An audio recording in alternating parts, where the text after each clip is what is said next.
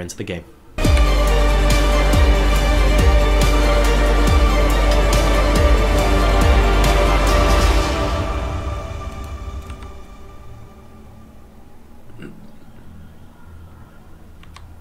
Welcome to Foxtrot Labs, ladies and gentlemen, and spawning in the top right-hand position as the red Terran player, currently teamless, an extremely strong Terran, but very much under the thumb in game number 1.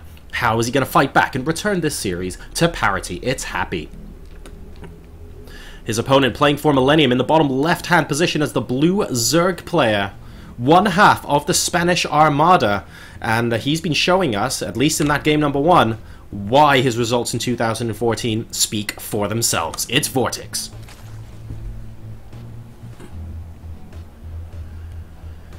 And well, if I had to pick one thing out to show you guys about that previous game, it would probably have to be VortiX's creep spread. And that reminds me of, oh, I'll tell you what, if anyone in chat remembers, get ready for this, GSL Belshire Beach.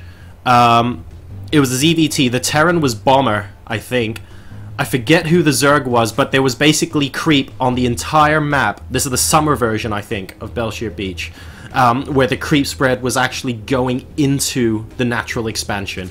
That was like the most epic creep spread. Was it even Scarlet? Was that an MLG? You know what? I don't even remember. I just remember the screenshot of the mini map from that game, and VortiX. VortiX came pretty close, in my opinion, to doing that in game number 1. Apologies, you're about to watch me drinking coffee. That's because I wasn't expecting the game to be paused, so here we go. I would make apologies, but that might involve, you know, still attempting to wake up, so don't even worry about it. But seriously, that creep spread in that last game, the 4th base of Happy, completely destroyed. It was just great. And that's off the back of, as well, being denied scouting for so much of the early game there. Happy, with his trigger-happy Vikings, killed off, or at the very least chased off, every single Overlord that was on his half of the map. So VortiX had no scouting information right up until something like the 12-13 minute mark of the game. I think that's really, really important to stress here, because, frankly, he just did a really, really good job of it. And VortiX stayed calm. He didn't go, well, I've got no scouting information, I better just keep attacking you so I can find out what army composition you have. No, he continued taking bases, was on the lookout for drops, and admittedly in that game we didn't really see any coming out from Happy. And had a situation where it's like, well, I'm just going to keep spreading my creep until I see what army you have. You're going to have to pop out onto creep at some point to try and deny my vision, at which point I'll be able to see what you're going for. That's how he spotted the Thors coming out. Like, he knew there were a couple of siege tanks from the initial Roach push, but that's how he got a good idea of what the composition was going to be like, and as a result, do pretty well indeed at getting his head back into the game. And from that point onwards, I feel like Happy was quite comfortable on 3 bases, but unable to break out into a 4th, and the contained game played by VortiX there was just superb. But now, it's a completely new game. It's a completely new map. Although, you know what, taking a look at the mini-map and the way that these ridges... Okay, I know technically that's a depression rather than a ridge, but if you look at the mini-map and the way these kind of go diagonally across the map like this, in a very strange way, cross positions on Foxtrot Labs in these positions remind me a little bit of a massive version of Cloud Kingdom. Of course, the games don't actually play like that at all, but just looking at the mini-map, I get sort of little bits of nostalgia for Cloud Kingdom. If I wasn't paying attention to the tile set. So, oh, I wonder if that's going to make a comeback. I know Daybreak made it through the vote, right? I forget what the other maps were, but I'm looking forward to seeing if in the future... Oh, bring back Scrap Station, I'd love that. Wouldn't that be upsetting the apple cart just a little bit? Now, VortiX is going to be moving out with his Overlords. Once again, Happy very, very on the ball with where these guys are. To hopefully deny the scout. He will, of course, spot that the wall has gone up in this game, unlike the last game. We're going straight for a reactor on the barracks this time around. Still just the single gas being mined from Happy. So, doesn't look like any sort of build where we're rushing up to Cloak Banshee or anything like that. But the command center on the low ground, it's always a danger when you do that, does basically get picked off by a couple of Lings right now. And the Reaper has to come back out.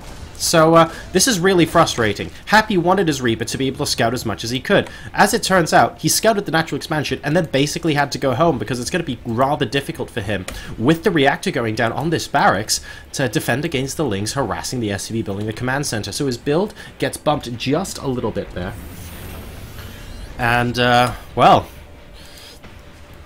I think things are back on track now, but Happy being bumped just a bit, not going to be happy that the first time his Reaper is basically going to get into the main. There are already several Queens out to greet it. Hopefully he'll get the scout off with this. He's not looking to kill any workers, guys. I can tell you that for free. What he is looking to do, though, is check the gas timings, see if speed's on the way. He can see it isn't.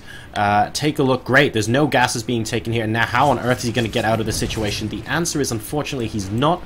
And that's what happens when your Reaper Scout is just a little bit late. There are enough Queens out there that it becomes very, very difficult for you to get into that lovely little position where you can just hop off the ledge and get back home. Now, the first couple of Hellions are going to hop out for Happy here. And, well, once again, with this number of Queens out, I'm not sure how much they're going to be able to get done. One of the Hellions already going down. Alright, he's killed off a worker, but one Hellion is not going to kill a ridiculous number at any point soon. He's moving into the main base now for a second scout. He's going to be able to see the gases that they still haven't been taken. That's because the third base is going down now for VortiX as well.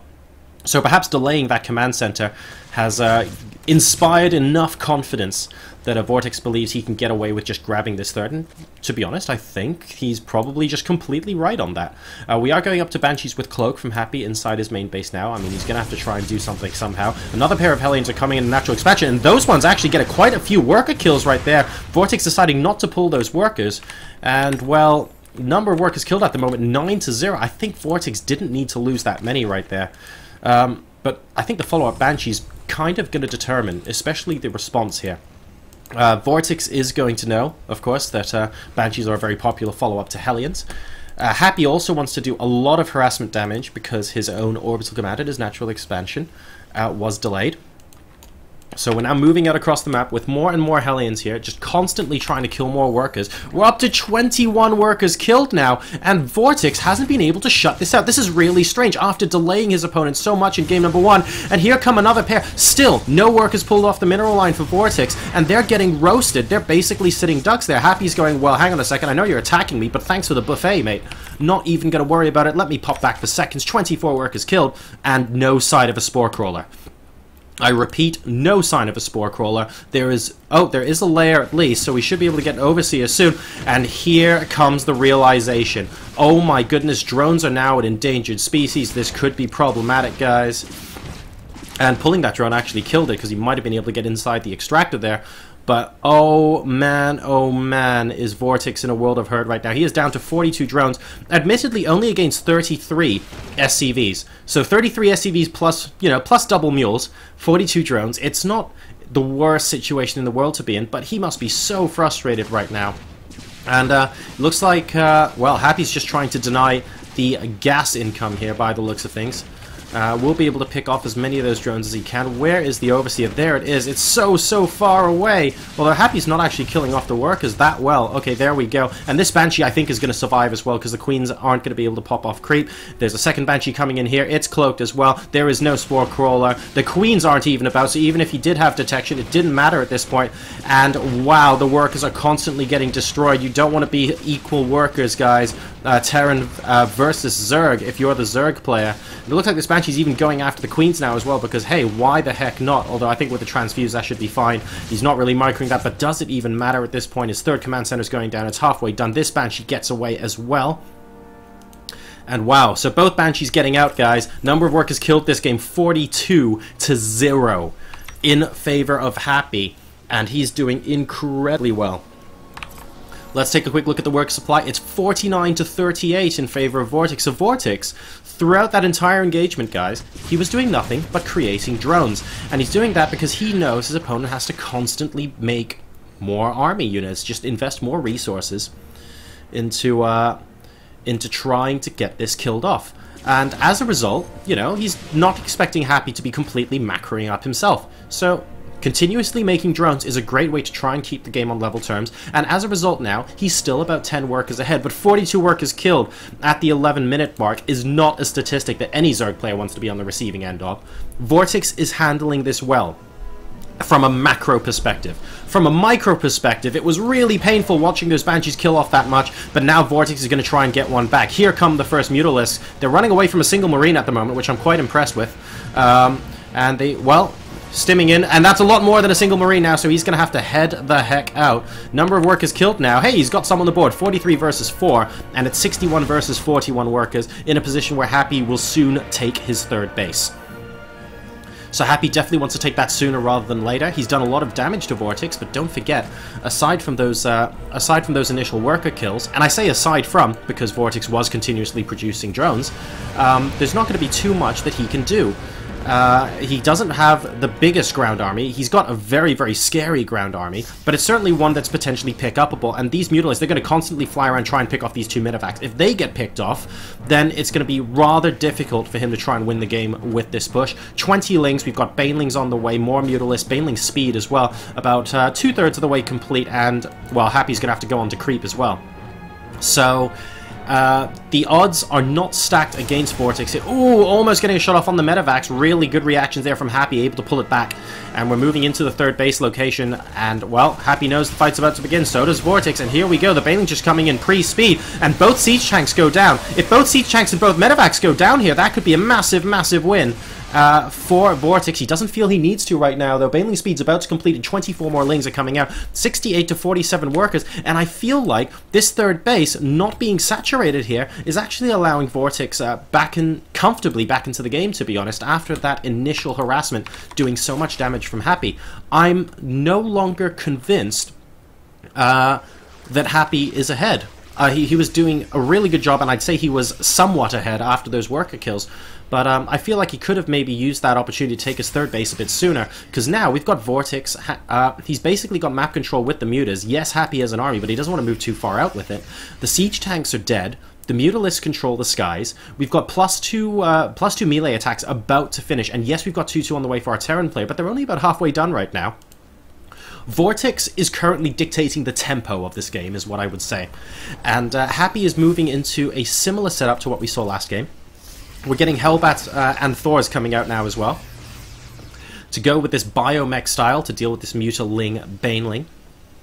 Last game, of course, we had Roaches out here for VortiX as well. This game we do not.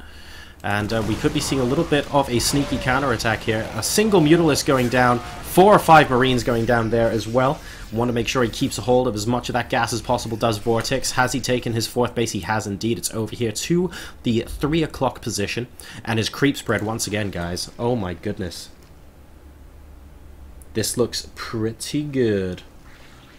He's going to be moving out across the center of the map any minute now. And we have a single Marine for Happy. Just checking to see if a 4th base is here. It's not, because it wasn't chosen to be made at that location, but it looks like he's going to get that. No, he's not going to get that.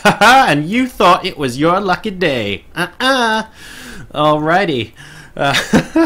We have Hero Thor in the middle of this, guys. Tychus is going to be leading this rebellion against the Zerg.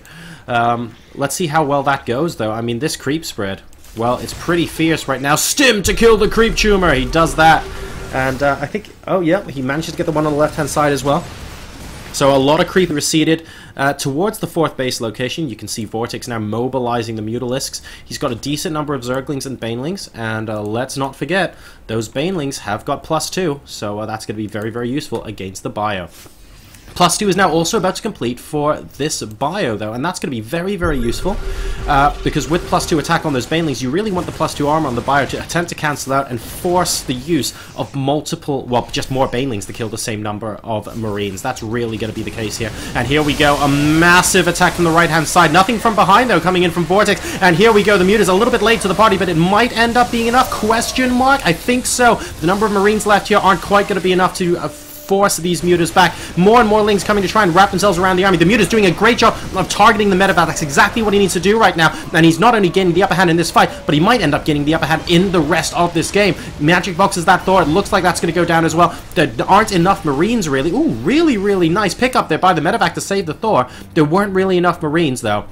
to finish off with these Mutalisks. You can see by the fact that there are still 16 here, more and more Lings flooding across the map now, and this is not a planetary fortress, guys. I feel like Speedlings to start the engagement followed by Mutalisks might be enough to win VortiX the game here, but he has to do it very, very quickly because Happy, he's got a decent amount of production. He's got, especially with potential Blue Flame Hellbats in the mix as well, that just makes these Speedlings' lives so much more difficult, and he is producing them 2 at a time in addition to those Thors and Marines. And here we go, moving down the ramp now, only from the single direction, but the Banelings at least going in last. A lot of them go off on a Thor, but there are still a healthy number left to try and pick apart the Marines. It looks like the spreading from Happy is good, but it's not good enough to deter this army. 137 versus 89 supply, and VortiX is now moving in for the kill, managing to pick off that 4th command center. The 3rd is huddling behind a watchtower, and a single Baneling basically forces that to end, and he's going to have to move the 3rd back into his main base. In fact, he's very close to losing it entirely. The Mutalisks are going to continue to try and pick apart this army. There goes the orbital command, and Happy, ladies and gentlemen, is down to 2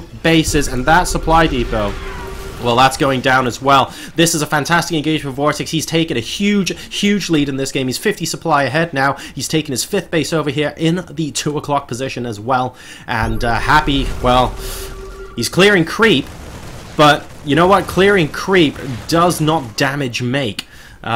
So he has really got his hands tied behind his back right now, and the problem mainly, once again, is income. Look at that income for the Terran versus the Zerg player. Happy plays so solidly. I don't think anyone would disagree that Happy's composition has been pretty good. You know, you bio against Mutaling Baneling, what's an improvement on that? If I've got some Thors to help deal with the Mutas, I've got some Hellbats to help deal with the Zerglings on the ground, that sounds like a nice improvement to make. No one can really fault his thinking when it comes to the composition here.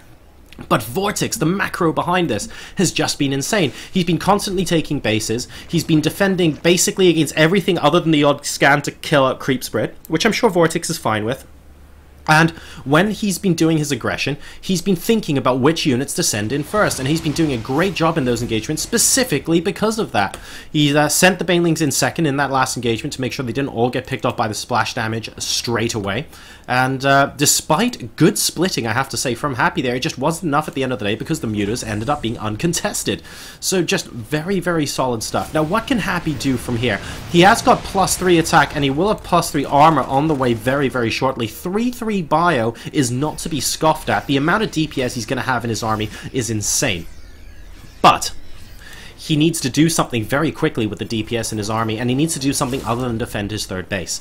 That's really the key to this game for Happy right now. If there's any chance at all for him to get back in this game, he needs to start dropping, he needs to start being aggressive, he needs to force the army getting split from VortiX. Is it too late, though, given the number of Mutalisks on the field? I don't know. We're looking at 22 Mutalisks right now, and that's pretty substantial, to be perfectly honest. He's also going up to a greater spire.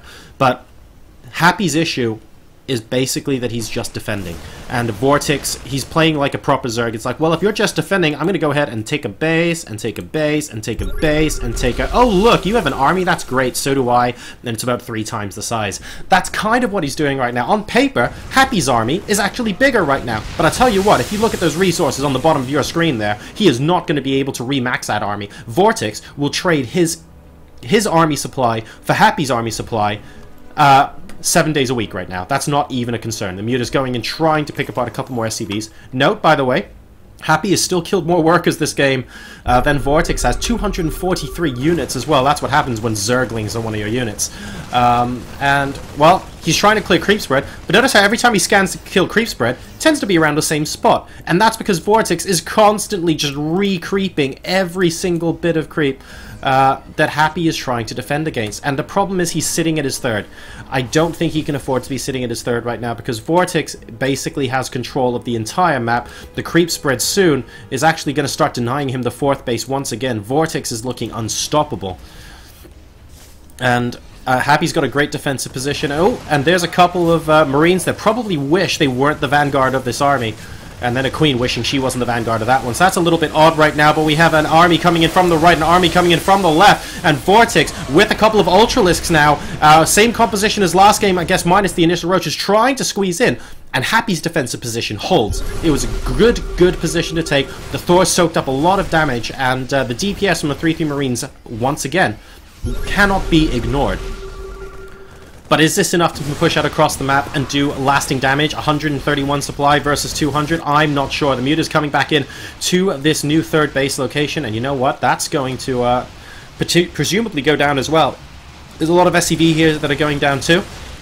But this really is the important fight right now. Are we going to see this army get taken up by VortiX? Where is his army? There it is. A lot of Banelings, Ultralists. We have a couple of Queens in with this mix, and here we go. The hatchery is going to go down here, and actually this is a pretty sizable army. Are we going to see good enough splits? A couple... Oh, God, no. That wasn't good at all, unfortunately, and that's GG. The VortiX, ladies and gentlemen, is going to be winning our first best of 3 of the day by a scoreline of 2-0.